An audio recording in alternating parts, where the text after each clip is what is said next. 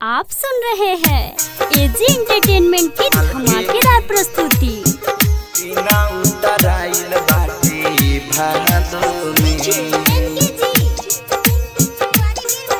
Mix by AG recording studio.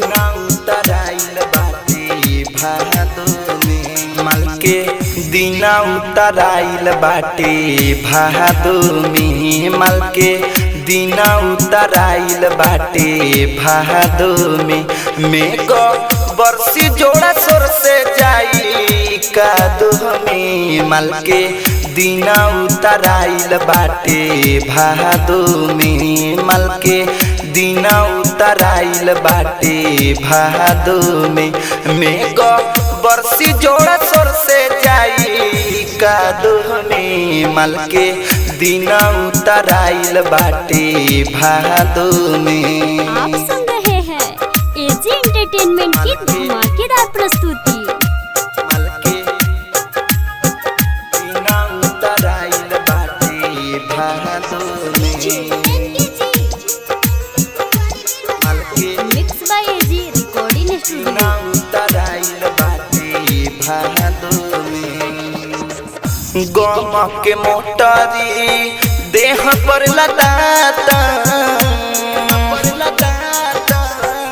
गम के मोटरी देह पर लदाता चल जाई ससुरा बहुते बुझाता दिन रात रहियो करे यादो में दिन रात रहियो करे यादो में को बरसी जोड़ सोर से जाई कादो में मल के दिन उतराइल बाटे भादो में। आप सुन रहे हैं एजी एंटरटेनमेंट की धमाकेदार प्रस्तुति। मल के दिन उतराइल बाटे भादो में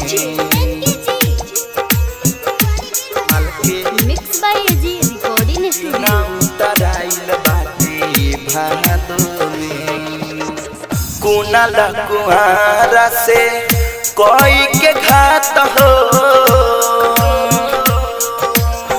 कुनाल कुआरा से कोई के घात हो जसवंत देहाती के धैले हाथ हो